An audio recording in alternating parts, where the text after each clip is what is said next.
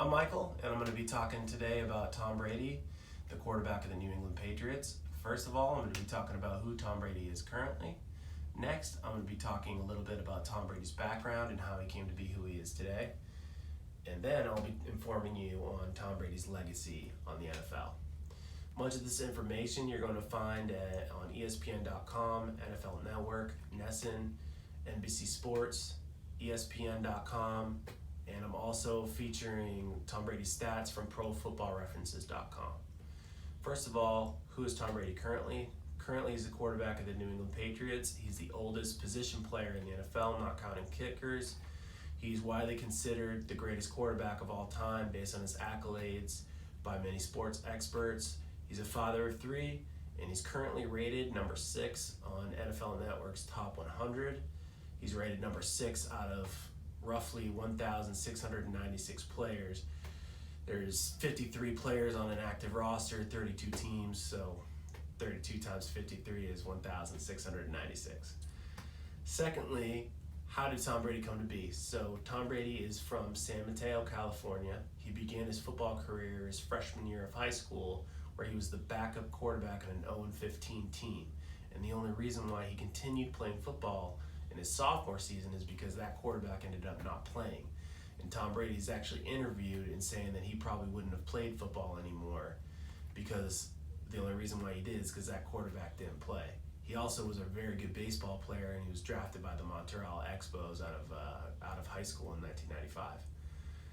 He went on to play quarterback for his varsity high school team and was not getting a lot of recognition from college teams, but he ended up going to the University of Michigan. In 1996 was his freshman year at Michigan, and he actually came into a game later on in the season. In his first pass ever in college, he threw an interception where it was ran back for a touchdown. By his sophomore year, he worked really hard. He ended up being the backup quarterback, and a lot of people on his team said that he should have been the starting quarterback, but Brian Griese was an upperclassman, and the coach ended up going with him. That team ended up winning the national championship in 1997. In 1998, Tom's junior season, he was named the starting quarterback and started every single game.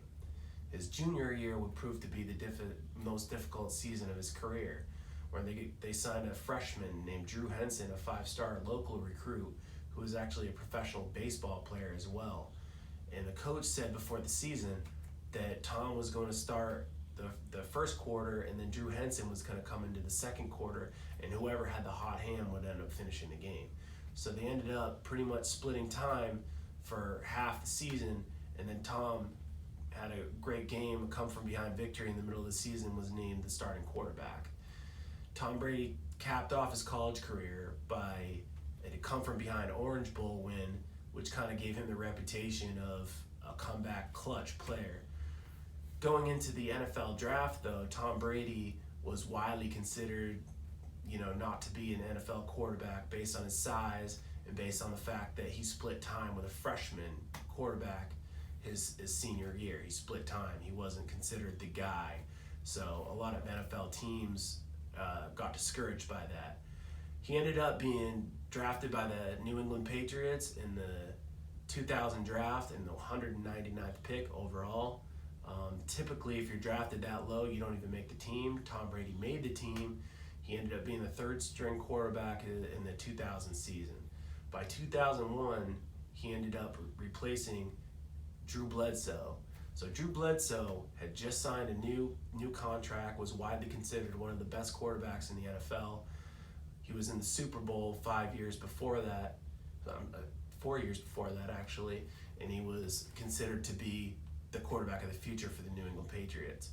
He got injured in Game 3 against the Jets. Tom Brady came in, they ended up winning that game, and Tom Brady ended up leading the Patriots to the playoffs, and then eventually as underdogs in the Super Bowl, where they beat the Rams for their first of 6 Super Bowl titles. His legacy, Tom Brady's legacy, is he's won more Super Bowls than any other player. He's consistently playing for for less money, so he's considered to be a team player. He's won many accolades. He was the 2005 Sportsman of the Year. He's a three-time MVP in 2005, 2007 season, and 2017. In 2007, he broke what was then Dan Marino's single-season touchdown record of 49. He ended up throwing 50 that year, and his New England Patriots team was the first team to go undefeated during the regular season than the 1972 Dolphins.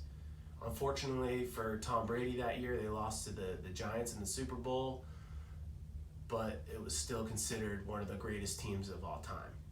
In conclusion, Tom Brady is arguably the best quarterback all time, and this is from the NFL sports writers based on his accolades. Next, Tom Brady plays for the most seasons for the same team. He is the author of this book.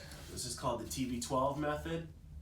It's highlighting his workout regimen and his diet. And a lot of athletes are adopting this based on Tom Brady seemed to get better at an age. He's still playing at age 42, which is pretty much unheard of. A lot of athletes are transitioning to his workout routine and his diet. His diet is he eats a lot of vegetables and he doesn't eat a lot of meat. He probably eats 80% vegetables, and that's highlighted in this diet. And finally, his football story is considered to be one of the greatest underdog stories of all time. Tom Brady was not supposed to be a college quarterback, wasn't even really supposed to be a high school quarterback, and now he's considered to be the greatest quarterback of all time, and that's only attributed to his work ethic. Tom Brady is considered the hardest working and most competitive by everybody he's played against.